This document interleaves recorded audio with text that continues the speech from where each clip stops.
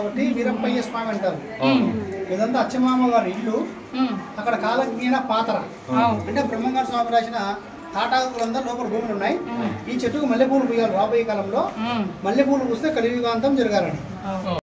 శ్రీ పోతులూరి వీర బ్రహ్మేంద్ర స్వామి వారు కాలజ్ఞాన పత్రాలను ఈ చెట్టు కింద బూడ్చడం జరిగింది. కాలాంతరము ఈ చింత చెట్టుకు మల్లెపూలు పూయడం వల్ల మన శ్రీ స్వామి మళ్ళీ అవతరించడం జరుగుతుంది.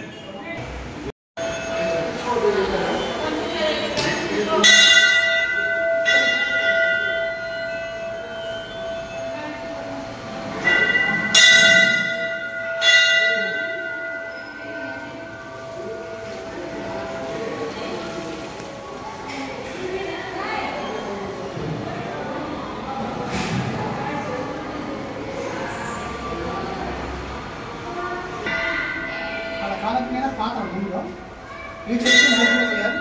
మల్లెపూలు పూస్తే కలియుగాంతం జరగాలి.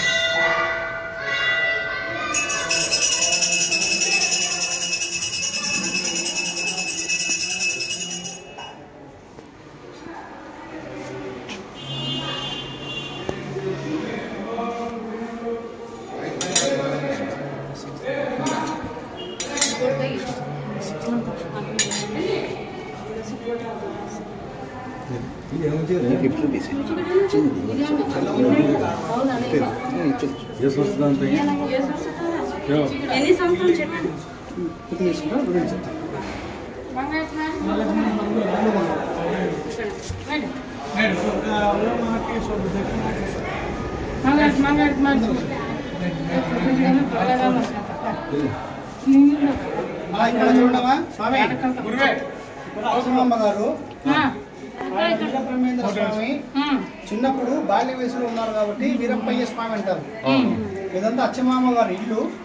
అక్కడ కాలజ్ఞాన పాత్ర అంటే బ్రహ్మంగారు స్వామి రాసిన తాటాకులంతా లోపల భూములు ఉన్నాయి. ఈ చెట్టుకు మల్లెపూలు పూయాలి. రాబోయే కాలంలో మల్లెపూలు పూస్తే కలియుగాంతం జరగాలని. స్వామి గారు 4 భాగాలు కాలజ్ఞాన పత్రాలు రాసి 3 భాగాలు అందులో పెట్టి ఒక భాగం బయటకి ఇచ్చాడు ప్రచారం చేయండి. ఆ బయటకి ఇచ్చిన ఒక భాగం జరుగుతుందని మనకు తెలిసేటివి. ఇంకా జరగాల్సిన 3 భాగాలు లోపల ఉన్నాయి. మళ్ళీ స్వామి గారే వీరభోగ వసంతరాయ అవతారంలో వచ్చి తీయాలి.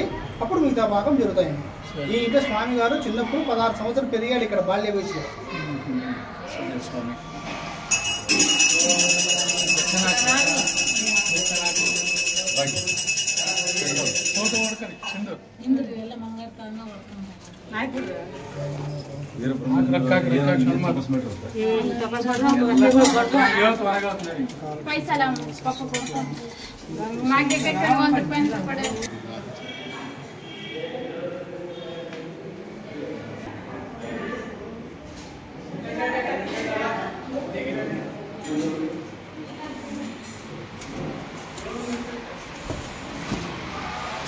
శ్రీ వీర బ్రహ్మం గారు భార్య బిడ్డలకు నేను అవతారమిక విరవింపదలుచుకున్నాను.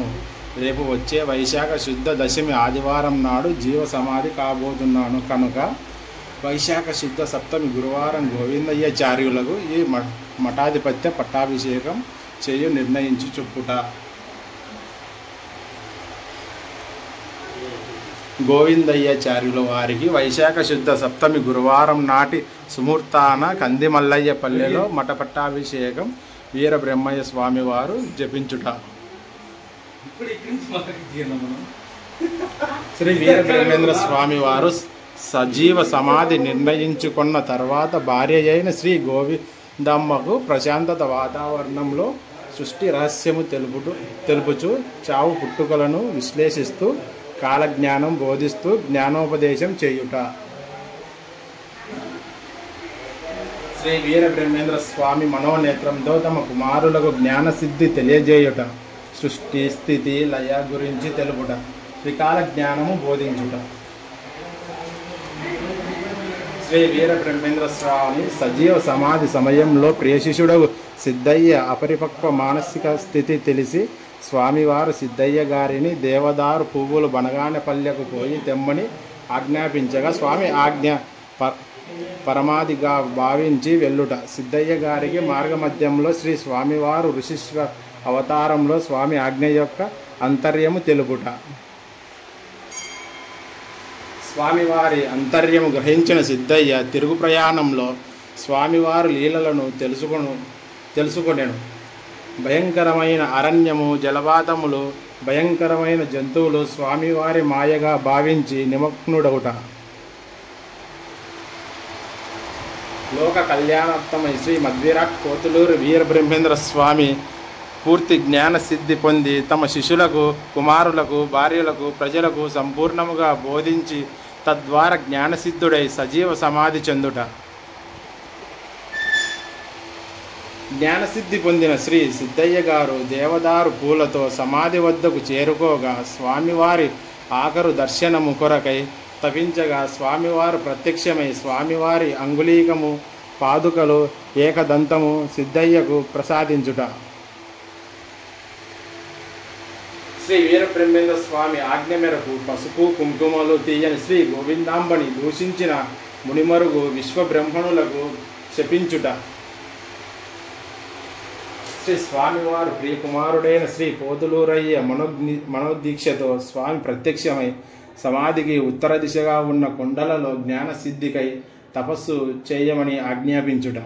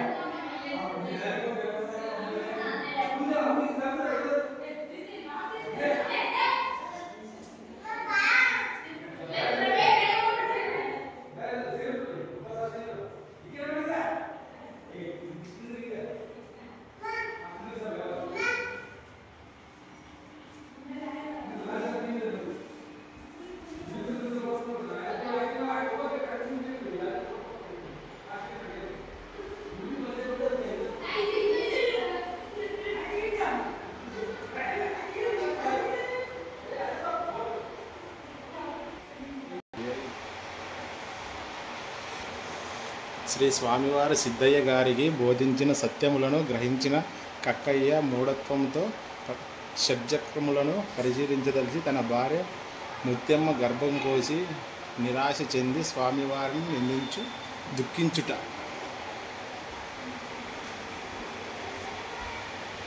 శ్రీ వీరబ్రహ్మేంద్ర స్వామి వారు తమ శిష్యులతో సంచారం చేయొచ్చు నంద్యాల నందు విశ్వ బ్రహ్మణుల ఇంటికి వెళ్ళి దాహము తీర్చమని కోరగా స్వామివారిని పరీక్షించదలిచి కొలిమియందు కరుగుచున్న ద్రావణమును మంచినీరు అని ఇవ్వగా స్వామి త్రాగి మహిమను నిరూపించుట.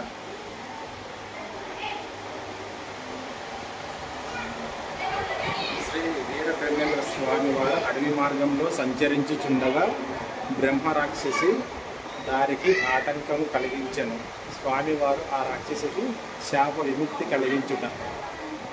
రాక్షసికి శాప విముక్తి కలిగించాడు. శ్రీ వీరబ్రహ్మేంద్ర స్వామి గారు నంద్యాల పౌరులకు కాలజ్ఞానం విధించు సందర్భమున స్వామివారికి పరీక్షించాలని ఒక చూడి గుర్రాన్ని తెప్పించి ఆ గుర్రం కడుపులోనున్న పిల్ల మగాడ ఆడదాన్ని ప్రశ్నించగా చుట్టూ దుప్పటి కట్టించి గుర్రపు దూడను తన చేతులతో తెచ్చి సభవారికి చూపించారు.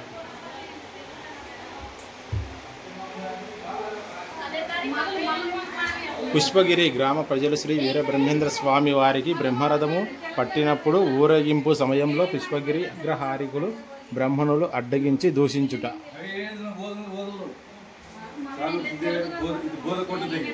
పుష్పగిరి బ్రాహ్మణులపై శ్రీ వీరబ్రహ్మేంద్ర స్వామి కోపాన్ని అనుగ్రహమును నందు అగ్నిమంటలు చేయుట బ్రహ్మణులు స్వామివారికి క్షమాపణ కోరగా అగ్రహారము పూర్వ వైభవమును వచ్చిన తర్వాత బ్రహ్మణులు స్వామివారికి ప్రత్యేక బ్రహ్మరథముతో స్వయంగా లాగి ఊరేగించారు. శ్రీ వీరబ్రహ్మేంద్ర స్వామి సిద్ధయ్య గారికి కుళ్ళిన కుక్క కళేబరాన్ని స్వీకరించమని ఆజ్ఞాపించుట. సిద్ధయ్య గారు బ్రహ్మజ్ఞానంతో స్వీకరించగా ఆ కళేబరం పండ్లుగా మారుట. తదుపరి మిగతా శిష్యులకు జ్ఞానోదయం కలుగుట. శ్రీ వీరబ్రహ్మేంద్ర స్వామి ఇంటి యందు దొంగలు పడుట చోర వృత్తితో బ్రతుకుతున్న దొంగలకు కాలజ్ఞానం బోధిస్తూ జ్ఞానోపదేశం చేయుట.